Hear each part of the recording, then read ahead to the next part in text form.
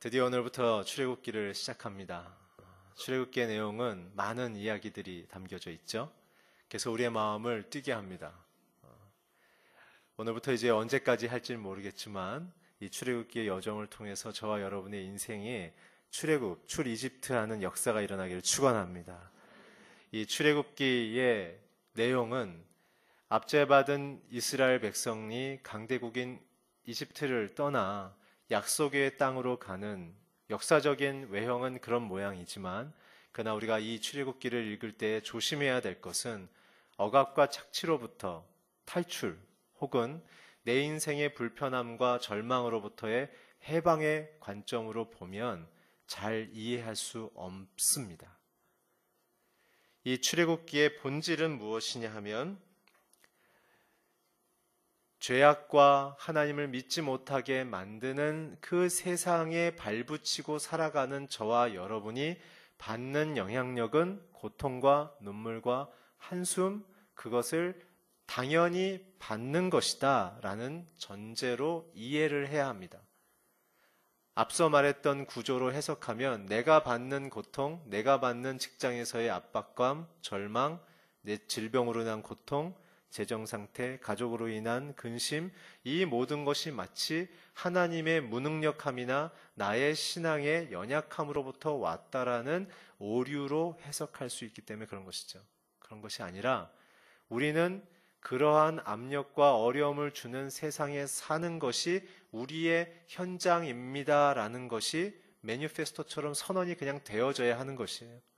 피할 수 없는 일입니다라고 외쳐야 한다는 것이죠.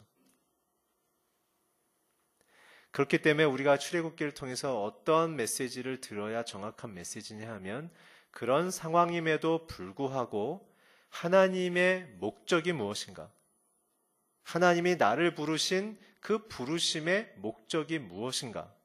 두 번째는 하나님이 내게 베푸실 그 뜻의 내용이 무엇인가? 나를 통하여 나의 가정, 내가 살아가는 지역사회와 직장, 학교, 나의 가정에 나를 통하여 이루시려는 하나님의 그 목적이 무엇인가에 대한 그 확신과 확인과, 두 번째는 그것을 이루시는 주님의 뜻을 온전히 순종해 내어서 하나님의 뜻을 이루어 드리는 삶을 살아감, 이것이 출애굽기의 위대한 메시지입니다. 그래서 출애굽기를 바라볼 때 내 문제나 내 형편을 해석하는 게 중요한 것이 아닙니다. 그것은 파도처럼 계속 평생 밀려와야 되는 현장일 뿐인 것이죠. 중요한 것은 그 속에서 내가 하나님의 의미를 어떻게 찾아낼 것인가. 하나님이 내게 그 상황에도 불구하고 이루고자 하는 그 의도와 목적과 아름다운 열매가 무엇인가를 찾아내는 게 복된 인생인 줄 믿으시기 바랍니다. 그 약속 안에 거하여야만 우리가 안전하고 행복하다는 것이 하나님의 선언이십니다. 그 약속을 받아 누리지 못한다면 너희는 세상에 밀려오는 그 파도에 떠내려갈 것인데, 그 파도를 헤쳐나갈 수 있는 것은 내가 너희들에게 준 약속이다 라는 것입니다. 이게 출애굽기를 해석하는 관점입니다. 그래서 그 약속을 받아냄, 그 약속을 확신하는 자들에게 주는 열매가 자유요, 해방이요, 약속의 성취인 것입니다. 하나님의 약속 안에 거하여야만 하나님의 성취와 해방이 임하는 줄 믿으시기 바랍니다. 우리의 원하는 것을 획득하는 것이 은혜가 아닙니다. 하나님의 약속을 이루어내는 자들이 하나님의 은혜에 거하는 자들입니다. 왜냐하면 우리의 힘으로 성취할 수 있는 것이 많지 않기 때문에 그렇습니다. 하나님 없이 살아가는 인생들은 고아와 같은 자들이죠. 고아의 특징은 기댈 언덕이 없는 자들입니다. 자기의 몸을 믿고 살아갈 수밖에 없죠. 왜냐하면 세상이 험하니까. 우리는 누굴 믿어야 합니까? 예수 그리스도를 믿어야 합니다. 내 자신도 믿지 마십시오. 예수님만 믿으십시오. 저와 여러분을 구원하신 하나님만 의지하십시오. 그분 외에는 우리를 도울 자가 없습니다. 이것이 출애굽의 메시지입니다. 이 코드를 잡고서 이 출애굽을 볼 때 파도치고 고통스럽고 눈물나고 스스로를 헤쳐나가야 될 것 같은 자기 인생에 대한 중압감으로 가득한 저와 여러분의 인생 속에 참된 하나님의 자유와 해방이 임할 줄 믿습니다. 하나님이 우리를 구원하십니다. 하나님이 우리를 회복시키십니다. 하나님이 우리를 약속의 땅으로 인도하십니다. 그것이 출애굽의 메시지입니다. 약속을 잡으십시오. 내가 원하는 걸 붙들면 망합니다. 하나님의 약속을 잡으십시오. 우리가 6절과 7절을 한 목소리로 읽겠습니다. 시작. 요셉과 그의 형제들 그리고 그 시대의 사람들은 다 죽었습니다. 그러나 이스라엘 자손은 자식을 많이 낳아 크게 번성하고 대단히 강대해졌으며 땅에는 이스라엘 자손들로 가득 차게 되어졌습니다. 우리가 창세기를 잘 읽어보면 아담과 하와의 타락을 인해서 하나님은 구원의 대역사의 계획을 세우시죠. 놀라운 사실은 모든 왕들의 왕이시자 창조주이신 우주의 주인이신 그분의 구원의 서막은 너무나도 초라하고 너무나도 왜소해 보인다는 게 특징입니다. 그건 무엇이냐면 하나님을 믿지도 않고 있었던 아브라함이라는 이방의 문화에 흠뻑 젖어 있는, 그리고 자신의 아버지 데라를 통해서 신흥 부자들이 자기의 성공을 위해서 그 상징으로 우상의 모양과 신전을 짓는 그 검은 지하 네트워크의 그 힘을 경험한 아브라함, 돈의 힘과 권력의 힘을 경험한 아브라함, 시간만 지나면 그 검은 네트워크 속에서 루키로 성장해서 사회적인 보장을 받고 주목을 받을 그 아브라함을 불렀다는 사실이죠. 근데 그 아브라함을 부르는 순간 하나님이 뭘 주셨습니까? 약속을 주셨습니다. 아브라함이 그 약속을 왜 받았을까요? 인생의 결핍이 있었기 때문에 그렇습니다. 그것은 무엇입니까? 불임증이었습니다. 아이를 낳지 못했죠. 약속은 누구에게 주어집니까? 가난한 마음을 가진 자들에게만 주어집니다. 오늘 저와 여러분의 인생의 마음이 가난해지기를 축복합니다. 아무리 많은 것을 갖고 있어도 하나님의 약속이 없으면 우리의 인생은 허무해집니다. 아브라함이 모든 것을 갖고 있었지만 그가 자녀를 낳지 못했기에 근심하며 고민하며 살았죠. 그랬을 때 많은 민족을 주겠다는 그 약속 때문에 아브라함은 본토 친척 아비를 떠날 것을 스스럼 없이 결정했던 것입니다. 오늘 첫 번째 6절에서 7절에서 볼 하나님은 누구시냐면 약속을 주시고 약속을 이루시는 하나님이십니다. 우리 창세기 12장 1절에서 3절을 한번 같이 읽겠습니다. 시작. 여호와께서 아브라함에게 이르시되 너는 너의 고향과 친척과 아버지의 집을 떠나 내가 너에게 보여줄 땅으로 가라. 내가 너로 큰 민족을 이루고 내게 복을 주어 내 이름을 창대하게 하리니 너는 복이 될지라. 너를 축복하는 자에게는 내가 복을 내리고 너를 저주하는 자에게는 내가 저주하리니 땅의 모든 축복 너를 말미암아 복을 얻을 것이라 하신대. 오늘 6절에 있는 이스라엘 백성의 이 번성함은 결핍이 있고 하나님을 찾지 않는 믿음 없는 아브라함을 통하여 하나님이 주신 일방적인 약속입니다. 그래서 하나님이 주시는 약속을 우리는 특별히 언약이라고 얘기하죠. 언약과 약속 혹은 계약의 차이는 약속과 계약은 쌍방 간의 의무를 다 했을 때만 그것이 지속됩니다. 그러나 하나님의 이 언약은 인간에게는 행위의 구속의 조건이 아무것도 없습니다. 하나님이 일방적으로 우리에게 선언하며 성취하기로 결정하시는 것입니다. 왜냐하면 우리는 불완전하고 우리는 죄인이기 때문에 그렇습니다. 그래서 하나님의 약속을 받은 자들을 은혜를 입었다라고 얘기하는 것입니다. 나의 수고도 없이 나의 노력도 없이 하나님의 약속으로 내 인생에 거저 주어짐, 그것이 은혜인 것이죠. 오늘 저와 여러분은 은혜를 받은 자들입니다. 받으셨나요? 확실하게 대답합시다. 우리는 이렇게 고백했으면 좋겠어요. 나는 은혜를 받은 자입니다. 나는 하나님의 사랑을 받은 자입니다. 나는 하나님의 생명을 받은 자입니다. 이것이 성도의 핵심 고백입니다. 그래서 하나님의 약속은 우리를 선택하심으로부터 출발합니다.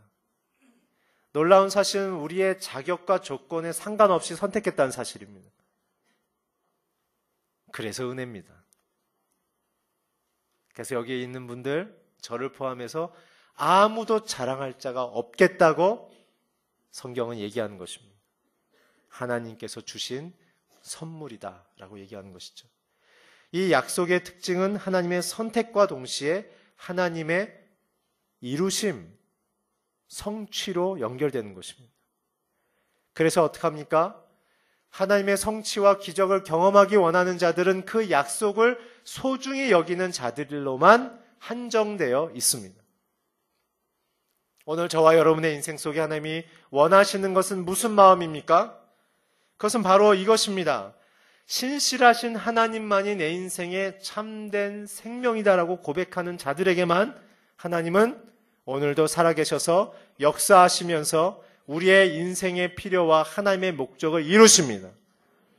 오늘 하나님을 믿으십시오.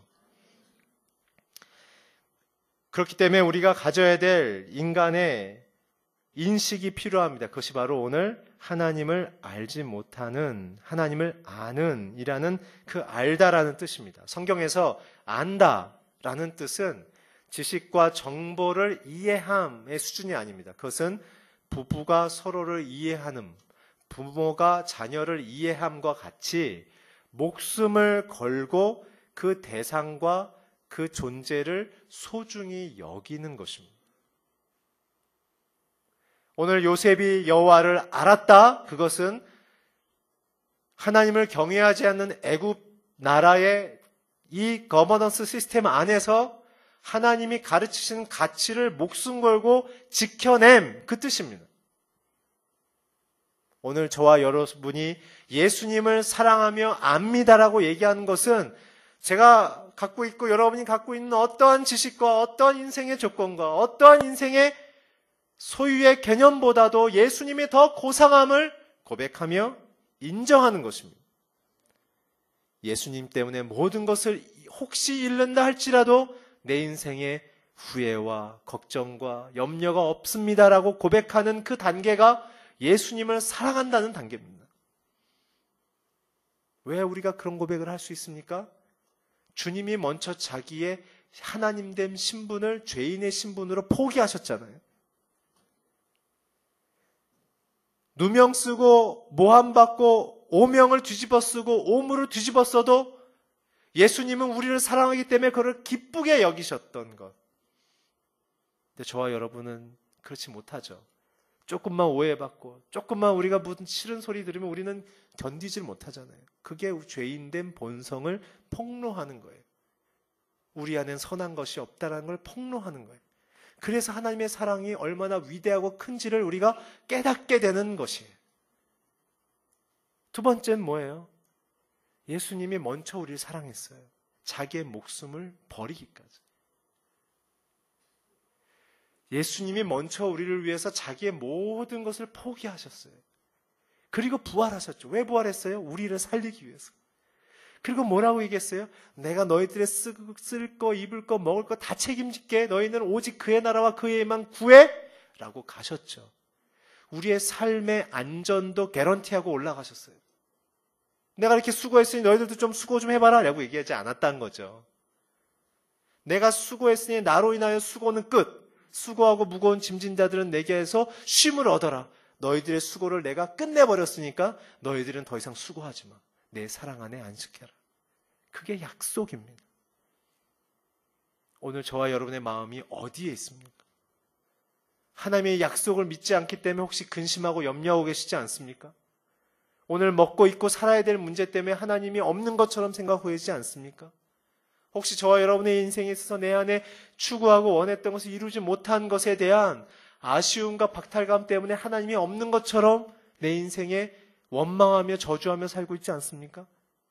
하나님이 그것을 통하여 우리의 인생에 깨닫게 하시기 원하는 겁니다. 우리 인생이 하나님 없이는 그렇게 소망이 없다는 걸 깨닫게 하시는 것입니다. 그것을 만나는 순간 우리는 어떻게 해야 됩니까? 방향을 돌려야 되는 거예요. 그렇군요. 하나님 없이 살아가게 되면 이러한 감정과 이러한 절망에, 이러한 분노에 휩싸이게 되는군요. 하나님 없이는 내가 살 수 없으니 내가 I'm nothing입니다. 하나님 임하셔서 주의 약속을 내게 다시 보여 주시옵소서. 약속을 잃어버린 사람들은 원망합니다. 그러나 약속을 갖고 있는 자들은 고통 속에서도 하나님을 바라봅니다. 그것이 하나님을 안다라는 얘기죠. 그래서 예수님께서 우리에게 뭐라고 얘기하셨습니까? 여호와께서 구약에 뭐라고 얘기했습니까? 이 약속을 주시는 하나님에 대한 우리의 태도를 뭘 요구하셨습니까? 온 맘 다해, 온 힘 다해, 온 정성 다해 너희는 여호와를 사랑하라. 온 마음은 무엇입니까? 나의 정신이죠. 나의 가치의 문제입니다. 온 힘은 무엇입니까? 나의 행동의 문제입니다. 나의 권력에 대한 문제입니다. 온 정성은 무엇입니까? 나의 동기에 대한 문제입니다. 주님께서 먼저 우리를 온 마음 다해, 온 힘 다해, 온 정성 다해 사랑하셨기 때문에 주님께서 요구하시는 것입니다. 그래야 우리가 살기 때문에. 그것이 약속을 받은 자들입니다. 이거 아니면 죽겠다라는 마음을 가져야만 우리는 하나님 안에 거할 수 있는 것이죠. 주님 아니면 나는 죽습니다. 그것이 참된 약속을 받은 자들의 특징입니다. 그럼 우리는 받은 약속의 내용은 무엇입니까? 창세기부터 계시록을 보게 되면 크게 두 가지입니다. 첫째, 하나님은 창조자라는 것입니다. 하나님이 모든 만물을 디자인하고 창조했고 그것이 하나님의 소유라는 사실을 믿는 것, 그것이 내가 누군지를 결정하는 겁니다. 나의 정체성, 나의 아이덴티티가 어디서부터 왔고 무엇인지를 깨닫는 것은 창조주 하나님을 만나는 순간입니다. 창조주 하나님을 만나기를 축원합니다. 두 번째는 무엇입니까? 구원자 되신 예수님입니다. 내 인생의 출발은 창조자로부터 왔지만 오늘의 이 생과 죽음 이후에 살아갈 내 생을 나는 어디를 향해 가는지에 대한 물음의 그 결론은 무엇입니까? 그것은 바로 구원자 되신 예수 그리스도를 만나는 것입니다. 이런 자들은, 이 예수님을 만나고 모시는 사람들은요, 눈빛이 달라요. 눈에 보면 빛이 있어요. 예수님을 사랑하는 사람들은요, 표정이 달라요. 표정이 늘 살아있어요. 거울 보시기 바랍니다. 내가 정말 예수님을 사랑하고 있는지. 그래서 이렇게 고백하는 자의 그 상징이 누구였냐면 바로 아담의 후손이었던 요셉이었던 것이에요. 아브라함과 이삭과 야곱은 집안 안에서, 가문 안에서 하나님을 경외하며 하나님의 구속사를 기다리는 사건이었다면 요셉은 외교 무대에, 국제사회에 하나님이 누군지를 선언하는 위대한 첫 번째의 남자였던 거예요. 이 당시에 70개의 국가가 있었습니다. 70개의 국가의 최상위의 국가가 바로 이 애굽, 이집트였어요. 하나님께서 복잡하고 아픔이 있고 절망과 상실과 가족들로부터 버림받는 가장 큰 고독과 아픔을 경험한 요셉을 통하여 하나님만 전적으로 의지하게 만든 후에 그의 인생에 통하여 베풀어 주신 하나님의 메시지는 창조자가 누구인지, 통치자가 누구인지, 구속자가 누구인지를 위대한 선언을 하게 되죠. 그래서 창세기 마지막 부분을 보게 되면 7년의 흉년을 통해서 요셉에게 보여주신 그 환상을 통해 흉년을 준비하게 되어졌고, 애굽뿐만 아니라 나머지 69개 국가를 전부 다 식량 원조를 하게 되어지는 위대한 리더십을 발휘하게 되죠. 그래서 어떻게 해요? 70개의 국가의 원수들이 요셉을 기억했더라고 기억해요. 기록하고 있어요. 그런데 오늘 마지막 구절을 보면 어떻게 돼요?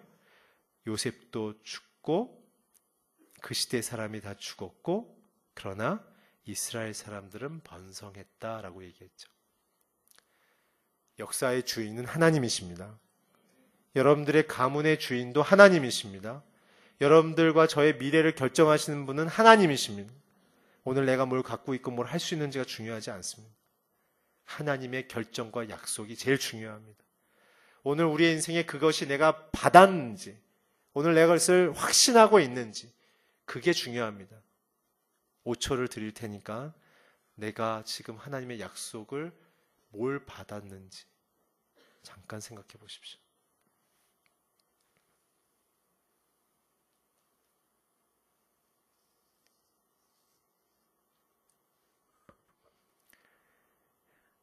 그 약속을 통해 하나님이 역사하십니다.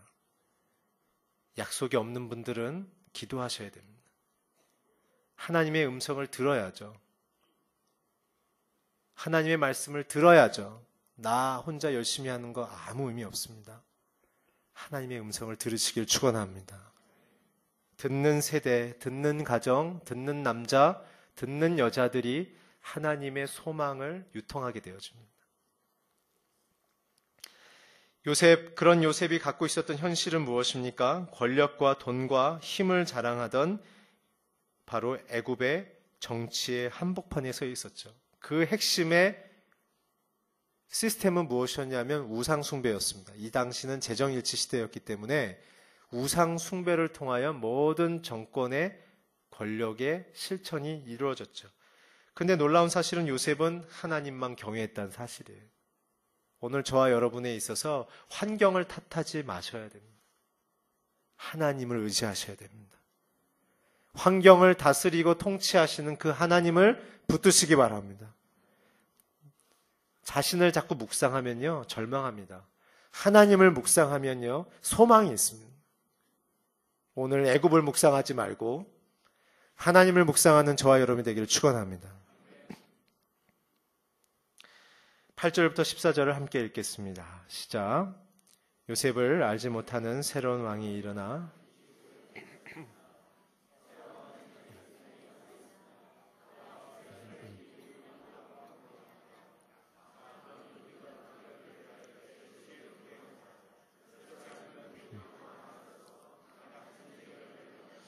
우리의 적들과 연합해 우리를 대적해 싸우고 이 땅에서 떠날 것이다.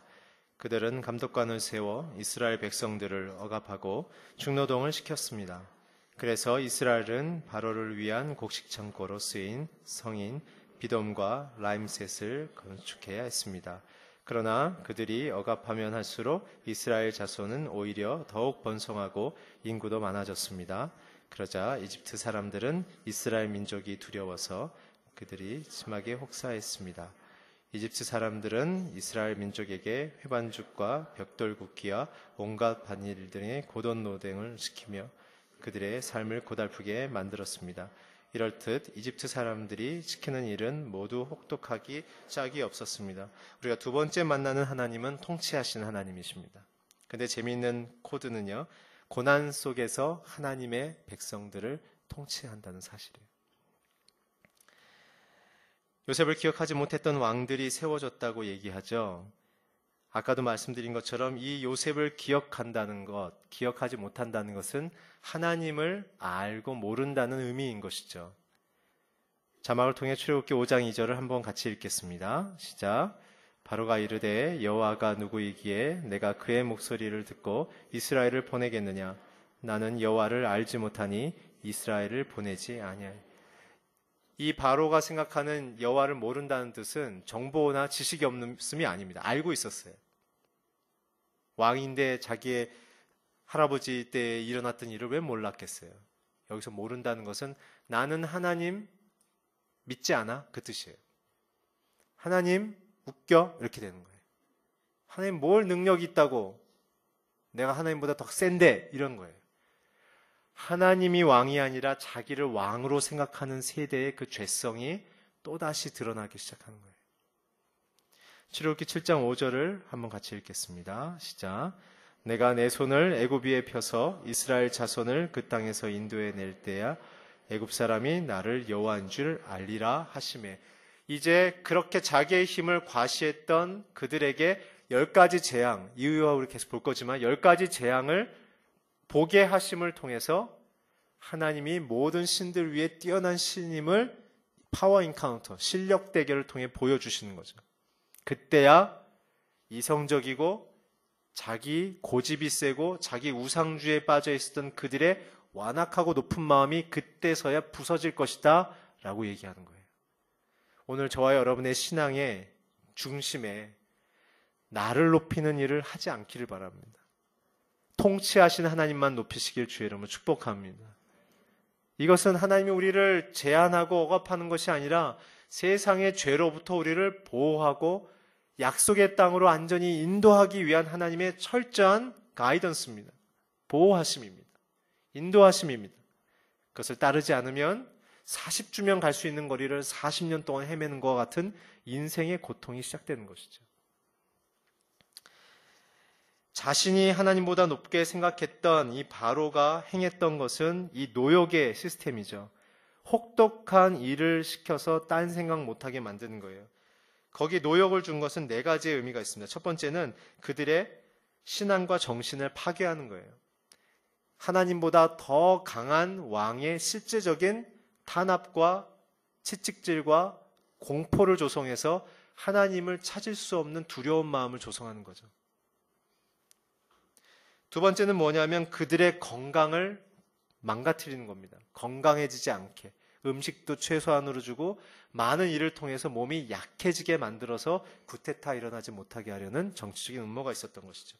그리고 그들의 수명을 단명시키려는 무서운 전략이 있었던 것입니다. 세 번째는 뭐냐면 노예였기 때문에 태어나서 일할 수 있는 나이가 되는 자녀들을 노예라고 의식교육을 시켜서 그 아이들로 하여금 인생에 대한 미래를 꿈꾸지 못하게 만드는 거예요. 결혼하지 못하게 만드는 거예요. 자녀를 많이 못 낳게 만들려는 계획이 있었던 거죠. 마지막 4번째는 뭐냐면 그들의 국적과 정체성을 유대인이 아니라 애굽인으로서 사회적인 신분이 낮은 애굽인으로서 뺏으려고 했기 때문에 유대인들의 이름을 못 짓게 했어요. 우리나라 창씨개명을 했던 것처럼 유대인들의 이름을 못 갖게 했어요. 그건 뭐예요? 하나님에 대한 신앙 고백을 끊어버리려는 거죠. 이 노역이란 것은 단순히 사회적인 어떤 SOC, 간접자본을 만들기 위한 그런 노동에 대한 개념이 아니라 그들의 신앙과 정신과 그들의 가정을 부숴버리려는 무서운 전략이었던 것입니다. 그러나 재미있는 사실은 고난 속에서도 하나님의 뜻이 성취되고 있죠. 12절, 13절을 보게 되면 억압하면 억압할수록 오히려 자손이 번성했다고 얘기합니다. 여기서 한 가지 묵상해 봐야 될 것은 하나님의 사람으로 선택받고 하나님의 사람으로 지명을 받으면 우리는 잘 돼야 될 것을 예측하죠. 신앙생활 열심히 하면 사회에서 잘 나가야 될 것으로 우리는 생각하죠. 하나님의 복으로 생각하죠. 특수한 경우는 그런 경우도 있습니다. 그러나 대부분의 경우는 세상의 노역과 같은 어려운 일들을 우리 모두, 저와 여러분이 모두 몸으로 받아내게 만드십니다. 그 이유는 무엇이냐 하면 예수를 믿게 되면 놀라운 사실은 사단이 우리를 먼저 알아본다는 사실이에요. 그래서 사단이 자신의 진영 안에 있는 사회적인 시스템을 통해서 우리를 핍박하고 공격하기 시작한다는 겁니다. 그래서 예수를 믿기 시작하면 사람들이 우리를 견제하고 우리를 왕따시키기 시작하는 거예요. 직장에서 담합하고 직장에서 구조적인 비리를 통해서 부를 나누는 그 시스템 안에 우리를 안 넣어주죠. 그리고 우리가 그것을 폭로할까봐 엄청난 인격적인 모욕과 어려움들을 줍니다. 그리고 정서를 섞지 않으려고 하죠. 왜 그러냐 하면 하나님께서 우리의 인생 속에 예수를 믿는다는 것을 통해서 우리가 낭만적으로 하나님을 알아갈 수 없는 죄인인 것을 알고 계시기 때문에 세상의 죄의 구조의 압력을 통해서 내가 예수를 믿게 됐는데 왜 이런 고통을 당하지? 라는 퀘스천을 통해서 예수를 믿는다는 게 뭐지? 예수님은 누구지? 그러면은 세상은 뭐야? 그러면 죄는 뭐지? 라는 질문을 해 나가기 시작하면서 우리의 영적인 눈이 밝아진다는 사실이에요. 우리의 교육 현장이 세상이라는 얘기입니다. 예수 믿으면 만사형통 이런 거는 성경에 없습니다. 오히려 예수님도 말했죠. 너희가 나를 믿으면 세상에서 환난을 당할 것이나 그러나 염려하지 마라. 내가 세상을 이겼다. 그것이 성도들이 이 생에서 받는 사회생활의 기본적인 패턴인 거예요. 그렇기 때문에 우리는 그런 고난 속에 있을 때 어떠한 인식을 해야 됩니까? 그런 고통의 압력 속에 그렇다면 이 일 속에 주시는 하나님의 메시지가 뭐지? 라는 걸 깨달아야 돼요. 그래서 우리는 어떻게 실천해야 되냐면 고통이 오거나 일이 잘 안 되면 그 순간에 무릎 꿇으셔야 돼요. 선하신 하나님께서 내게 원하시는 뜻이 무엇입니까? 라고 물어야 돼요. 그랬을 때 우리 안에 두 가지의 하나님의 뜻을 아는 장치를 주셨어요. 첫 번째는 양심이에요. 양심.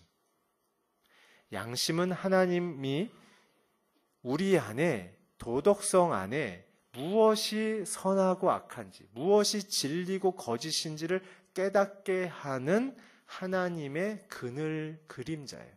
그래서 복음을 듣지 않고 죽은 자들이 어떻게 구원받습니까? 라는 질문 속에 사도 바울이 얘기했죠. 양심의 법을 따라 하나님이 판단하실 것이다 라고 얘기했어요. 두 번째 장치는 뭐냐면 성경 말씀입니다. 하나님이 우리의 인생 속에 가정생활 속에 개인의 내면 생활 속에 금전 거래 가운데 직장생활 가운데 선후배 생활 가운데 사회생활 속에 어떻게 인생을 살아내라는 모든 지침과 솔루션을 성경에 주셨기 때문에 우리는 이 말씀의 모든 가르침대로 살아갈 때 주님께서 오실 때 우리를 알아보겠다라고 주께서 승천하기 전에 얘기하셨던 겁니다. 우리 안에는 양심과 하나님의 법, 이 두 가지가 세상 속에 하나님의 뜻을 고난 속에서도 깨닫고 성취하는 중요한 인식의 기능인 것이죠. 그래서 하나님은 믿는 성도들에게 이 고통을 통해서 성도가 누군지에 대한 정체성의 고민을 하게끔 만드십니다. 그래서 우리는 두 가지의 결과가 나와야 됩니다. 인생의 체질이 바뀌어야 돼요. 인격이 바뀌고 표현이 바뀌고 가치관이 바뀌고 행동 양식이 바뀌어야 돼요. 고난 속에서도 감사를 고백하게 되고 절망 속에서도 하나님의 비전을 선포하게 되어지고 실패 속에서도 하나님의 또 다른 세컨 찬스를 기다릴 수 있는 평안의 인생으로 바뀌는 거예요. 통치자 하나님을 믿기 때문에. 그리고 뭐 바뀝니까? 궤도가 수정돼야 돼요. 나의 인생의 목표, 내가 내 인생을 지켜내기 위해서 내 인생을 잔뜩 쌓아올리려는 재정과 권력과 명예와 사람들의 관계를 내 힘으로 이루어내려는 그 목표에서 하나님의 권위와 하나님의 영향력과 하나님의 사랑의 감동으로 사람들이 내게로 다가오게끔 만드는 인생의 기준으로 바뀌어야 되는 거예요. 많이 사랑하십시오. 많이 나누십시오. 적게 가졌든 많이 가졌든 할 수 있는 분량에서 힘을 다하여 나누십시오. 그것이 하나님의 통치를 받고 승리할 수 있는 이 번성을 우리의 인생 속으로 끌어당길 수 있는 중요한 영적인 태도입니다.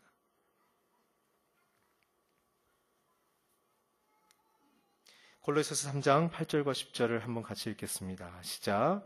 이제는 너희가 이 모든 것을 벗어버리라. 곧 분함과 노여움과 악의와 비평과 비방과 너희 입에 부끄러운 말이라. 너희가 서로 거짓말을 하지 말라. 옛사람과 그 행위를 벗어버리고 새 사람을 입었으니 이는 자기를 창조하신 이의 형상을 따라 지식에까지 새롭게 되시기를 주의 이름으로 축원합니다.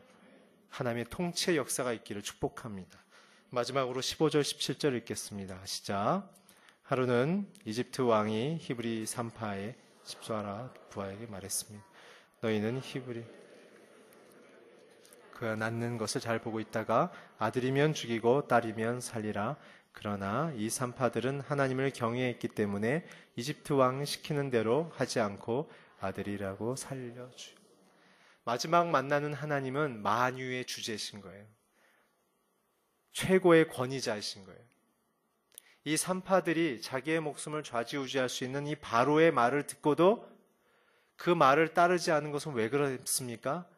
양심 속에 하나님의 뜻이 아닌 걸 알았기 때문에 그래요. 그래서 어떻게 해요? 바로를 세우신 그 위의 권위자인 여호와를 바라본 거예요. 그렇다면 이 바로의 뜻이 옳지 않다면 그 위에 계신 권위자인 하나님의 뜻은 무엇입니까? 라고 물은 거예요. 그랬을 때 하나님의 뜻은 그 자녀가 번성케 됨을 알고 바로의 뜻을 접은 것입니다. 이것이 우리가 가져야 될 권위구조의 체계입니다. 첫 번째, 직장의 리더든 교회의 리더든 하나님이 세우신 리더입니다. 그를 통하여 하나님은 말씀하고 역사하십니다. 믿음이 있든 없든, 믿음이 성숙했든 미숙하든 상관없습니다. 하나님은 그 권위의 체계로 일하십니다. 그러나 그 리더가 하나님의 뜻을 온전히 받아내지 못하는 상황이 됐을 때 저와 여러분은 어떻게 해야 됩니까? 기억하십시오. 권위와 인격을 구별하셔서 들으셔야 됩니다. 인격적인 미숙함 속에 나한테 화를 내든 나를 모함하든 나한테 인격적인 모욕감을 주든 이것은 하나님의 뜻과 상관없는 것입니다. 우린 대부분 불편하게 하면 그 리더에 대해서 하나님을 향해 원망하죠. 제거해달라고. 그런데 인격의 미숙함은 그 사람과 나 자신을 훈련시키시는 하나님의 축복의 학습장입니다. 아까 말씀드렸던 이러한 케이스의 경우에는 그를 사랑하는 마음을 달라고 기도해야 됩니다. 받아내셔야 돼요. 그러나 직위를 통해서 예수님을 믿지 못하게 하든지 하나님의 가르침에 위배되는 가르침을 한다면 오늘 산파의 모습처럼 하나님의 뜻을 구해야 됩니다. 이 리더가 내게 이렇게 얘기했는데 하나님 내가 어떻게 행동해야 됩니까? 진리를 선포해야 됩니다. 하나님이 원하시는 뜻이 이겁니다라고 이야기를 해야 됩니다. 그리고 그 리더가 그것을 거부해서 회사에 잘린다면 기쁘게 생각하십시오. 그 순간 그 리더를 향한 하나님의 판단이 시작됩니다. 그리고 여러분을 향한 하나님의 보호와 보상이 시작되는 것입니다. 그것을 하지 않고 뜨뜻미지근하니까 계속 이것도 저것도 아니면서 여러분과 제가 고통스러운 거예요. 이것이 약속을 받아 누리는 성도들의 사회생활의 기본기인 것입니다. 오늘 고통 속에서도 하나님의 뜻으로 부응케 되어지는 그들의 삶의 내용의 본질은 약속하신 하나님을 믿는 그들의 신앙이요, 통치하신 하나님을 순종하는 그들의 신앙이요, 권위자이신 그분의 뜻을 온전히 높이는 그들의 태도를 통해서 그들은 세상이 아무리 짓밟으려고 해도 그들의 강화정은 평안했고 번성했다는 사실입니다. 출애굽기 첫 시간 속에 우리의 인생과 가정 속에 주시는 복의 원리를 들었습니다. 오늘 저와 여러분이 그 하나님을 만나는 역사가 있기를 주의 이름으로 축원합니다. 함께 기도하겠습니다. 오늘 이 시간 한번 통성을 한번 기도했으면 좋겠습니다. 약속을 주시는 하나님, 오늘 나와 내 가정이 주의 약속 안에 거하게 하여 주시옵소서. 내 인생을 통치하신 하나님, 그 선하신 뜻대로 내 인생을 인도하여 주시옵소서. 모든 권위자의 위에 뛰어난 권위자이신 하나님, 내가 주님의 뜻만을 받아내며 살아감을 통하여 하나님의 영광을 선포하게 하여 주시옵소서. 함께 자신과 가정을 위하여 기도하겠습니다. 하나님 간절히 기도합니다. 오늘 우리의 가정과 내 인생 속에 하나님 고난 속에서도 잘못된 환경 속에서도 하나님의 이름만을 높이며 하나님의 이름만을 선포하며 살아가는 귀한 인생으로 살게 하여 주심을 감사합니다. 오늘 예수님만 높이게 하여 주십시오. 예수님만 따르게 하여 주십시오. 오늘 내 자신을 의지하고 있는 마음들을 버리게 하여 주시고 하나님만 의지하며 하나님만 고백하며 하나님만 선포하며 나가게 하여 주시옵소서. 오늘 우리가 눈을 들어 주를 보게 하소서. 우리의 마음을 주께로 옮기게 하소서. 주의 약속을 누리게 하여 주시옵소서. 살아계신 하나님과 동행하게 하여 주시옵소서. 하나님 감사합니다. 우리가 준비돼서가 아니라 우리를 선택하시고 우리를 사랑하시기에 하나님의 일방적인 약속을 선언하심을 감사합니다. 오늘 그 약속이 우리 가정 안에 임하게 하여 주시옵소서. 내 인생에 임하게 하여 주시옵소서. 하나님, 그 통치하시는 주님, 모든 권세자 위에 뛰어나신 그 권세자이신 주님을 의지하며 나아갈 때 내 인생을 통하여 하나님의 영광과 하나님의 은혜가 선포되어지며 흘러가며 번성케 되어지는 역사가 있게 하여 주시옵소서. 예수 그리스도의 이름으로 기도했습니다. 아멘.